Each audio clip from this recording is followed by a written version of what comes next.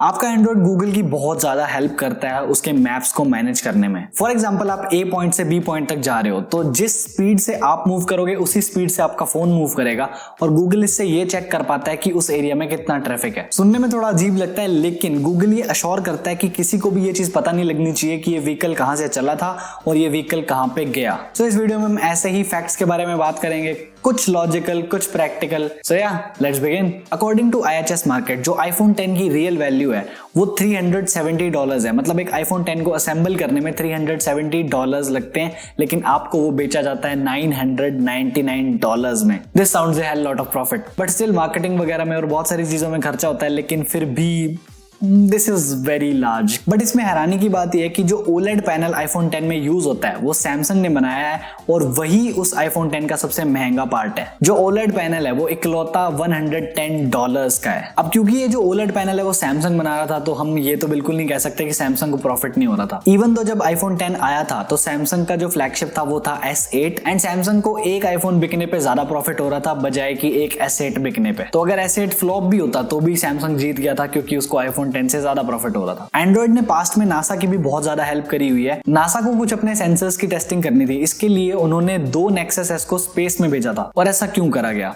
उन्हीं की टीम के एक सॉफ्टवेयर इंजीनियर है, उन्होंने बताया एंड्रॉइड क्योंकि एक ओपन सोर्स प्लेटफॉर्म है और उसमें हम मॉडिफिकेशंस कर सकते हैं अपने हिसाब से जिसको हम छोटे कंप्यूटर की तरह भी यूज कर सकते हैं और उन्होंने किया और उन्होंने 2 Nexus S को स्पेस में भेजा। नोकिया को कौन नहीं जानता, इंडिया में तो वैसे बहुत ज्यादा पॉपुलर थी लेकिन अगर एक बंदा नोकिया का फोन खरीदता है तो 42% चांसेस होते हैं कि वो दोबारा नोकिया का फोन खरीदेगा और अगर कोई मोटरोला का फोन खरीदता है तो 56% चांसेस होते हैं कि वो दोबारा मोटरोला खरीदेगा। लेकिन सैमसंग के केस में ये नंबर 77% है और एप्पल के केस में ये नंबर 92% है। मतलब अगर आपने एक बार आईफोन पे स्विच कर लिया उसके बाद it is next to impossible कि आप रोल बैक करोगे। सो एप्पल के पास एक प्लस पॉइंट होता है। Talking about plus, one plus का मतलब होता है कि वो अपने कॉम्पिटिटर्स से एक स्टेप अहेड हैं और वन प्लस में जो 1 है उसका मतलब होता है कि जो वन प्लस का यूजर है वो 1 है और प्लस का मतलब होता है कि वो आगे रिकमेंड करेगा औरों को। सो इट मींस लाइक 1+ मतलब हमने एक मेंबर और ऐड कर लिया। और वन प्लस की शुरुआत बहुत ही ज्यादा स्ट्रेंज थी। ये कुछ ऐसे हुआ था कि सारे लोग बैठे हुए थे, कुछ दोस्त बैठे हुए थे और बीच में टेबल था और टेबल के ऊपर सबके फोन रखे हुए थे लेकिन सबने नोटिस करना शुरू कर दिया कि सबके पास आईफोन ही क्यों है, जबकि उनमें से बहुत सारे लोग अलग अलग स्मार्टफोन कंपनीज में काम करते थे लेकिन फिर भी वो सोच रहे थे कि उसमें आईफोन ही क्यों है। And that was the point जहां पे उन्होंने सोचा फ्लैगशिप किलर बनाना है हमें एक। और शुरुआत में बहुत ही कम लोग थे वन प्लस के पास। जो टीम लीडर होता था उसे ही जाना पड़ता था फैक्ट्री में बॉक्सेस को बंद करने के लिए ताकि वो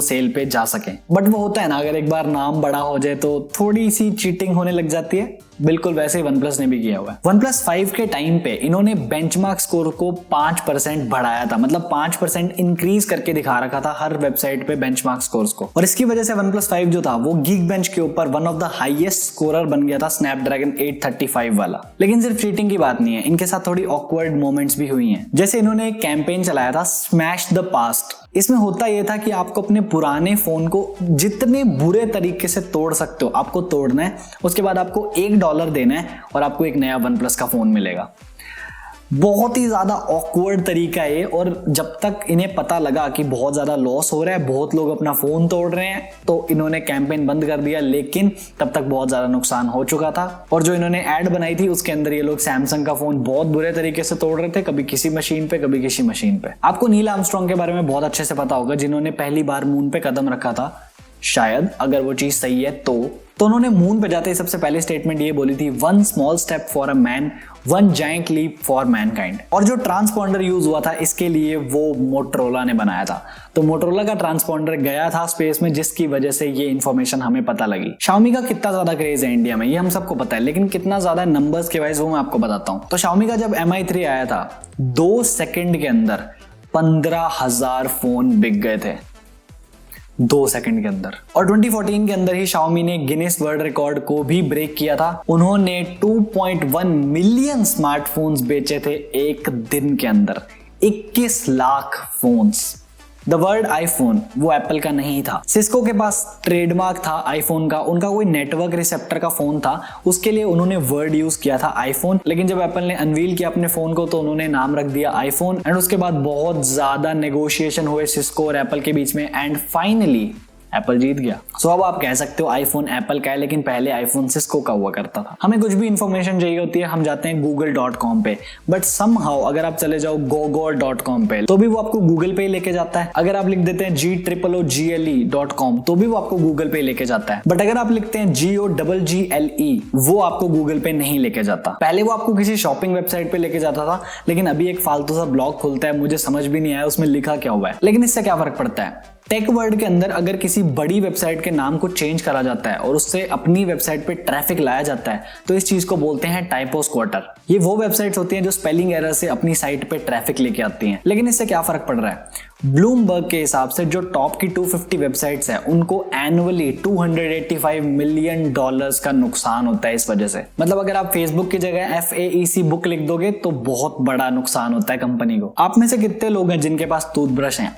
आई नो ये क्वेश्चन बहुत ही सिली है, लेकिन मैं आपको एक रिपोर्ट बताता हूँ। काफी टाइम पहले आई थी जब वर्ल्ड में अराउंड 6.8 बिलियन लोग हुआ करते थे। तब मार्केटिंग एसोसिएशन ऑफ एशिया ने एक रिपोर्ट निकाली कि वर्ल्ड में 6.8 बिलियन लोग हैं, लेकिन उनमें से 5.1 बिलियन के पास स्मार्टफोन है और 4.2 बिलियन के पास टूथब्रश है। मतलब फोन ज्यादा लोगों के पास है, ब्रश कम लोगों के पास है। अगर आपको अंदाजा नहीं है कि हुआवे की AI कितनी ज्यादा पावरफुल है, मैं आपको थोड़ा सा बताता हूँ। चाइना के अंदर एक स्मार्ट सिटी का इनिशिएटिव लिया गया था जिसके अंदर कैमराज लगाए गए थे हर गली में, हर कस्बे में, और उन कैमराज के अंदर एल्गोरिदम था जिससे वो फोटोज खींचता था और अपने डेटाबेस में स्टोर करके रख लेता था। तो एक बार हुआ ये, एक छोटा बच्चा किडनैप हो गया तो उस कैमरा ने क्या किया, उस लेडी की जो ब्लर्ड इमेज थी, काफी ज्यादा ब्लर इमेज थी, फजी इमेज थी वो, उस इमेज को यूज करके अपने डेटाबेस से मैच किया और पुलिस ने किडनैपर को 15 घंटों में ढूंढ दिया। ये चीज पढ़ के मेरे को खुशी भी बहुत हुई थी, लेकिन एक तरफ ये भी था कि हुआवे अब बहुत ज्यादा लोगों के साथ बिजनेस नहीं कर सकता और ये इतनी अच्छी टेक्नोलॉजीज हमें दूसरी कंट्रीज में नहीं मिलती। टॉकिंग अबाउट हुआवे बिजनेस, आपको पता है हुआवे इस टाइम पे 5G में कहां पे है? हुआवे के पास इस टाइम पे सबसे पावरफुल टेक्नोलॉजी है 5G से रिलेटेड, और यूएस ने जब से हुआवे पे बैन लगाया तब से काफी ज्यादा दिक्कतें आ रही हैं। AT&T ने अनाउंस किया कि हमारा 5G आ रहा है जिसकी स्पीड होगी 200 Mbps, लेकिन उसको बनाने में हुआवे का कोई भी हाथ नहीं था, इसलिए स्पीड इतनी कम थी। वहीं कोरिया के अंदर जब LG ने अनाउंस किया कि हमारी 5G टेक्नोलॉजी भी है और उसकी स्पीड है 1.3 गीगाबाइट से भी ऊपर, तब लोगों का दिमाग खराब हो गया और फिर बाद में पता लगा कि हाँ उसमें हुआवे का हाथ है, तो ऑब्वियसली हुआवे का हाथ होगा तो स्पीड बहुत ज्यादा ऊपर जाएगी। ऑक्सफोर्ड इकोनॉमिक्स के हिसाब से अगर हुआवे हेल्प नहीं करता है दूसरों की 5G इंफ्रास्ट्रक्चर बनाने में, तो लगभग एक कंट्री को 8 से 29% की इन्वेस्टमेंट बढ़ानी पड़ेगी उस डेकेड के अंदर, क्योंकि हुआवे ने तो बना लिया है इसलिए इजी हो जाता है। लेकिन अगर आप हुआवे से साथ नहीं लोगे तो आपको खुद बनाना पड़ेगा, तो 8 से लेके 29% की इन्वेस्टमेंट बढ़ जाती है। और क्योंकि 5G के अंदर बहुत बड़ी अमाउंट इन्वेस्ट होती है तो सोचो उसका 8 और 29% कितना ज्यादा हो जाएगा, और इससे 5G आने के चांसेस भी थोड़े लेट हो जाते हैं। और इंडिया में 5G के जो हालात हैं उसके बारे में हम बात कर ही चुके हैं। Let's end the list with Xiaomi। Xiaomi के पास अपना पेट डॉग है जिसका नाम है वांग शाई और उसको बोलते हैं द Xiaomi डॉग, लेकिन वो कोई नॉर्मल डॉग नहीं है। एक्चुअली स्टोरी ये है, जब बीजिंग के अंदर Xiaomi का हेडक्वार्टर बन रहा था तब वो जो डॉग था वो वहां पे आके बैठ जाया करता था,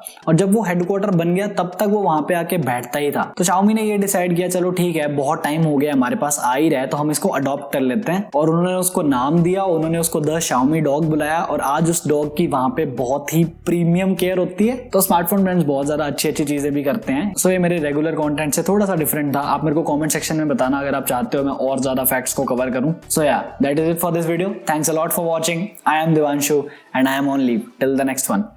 Bye bye.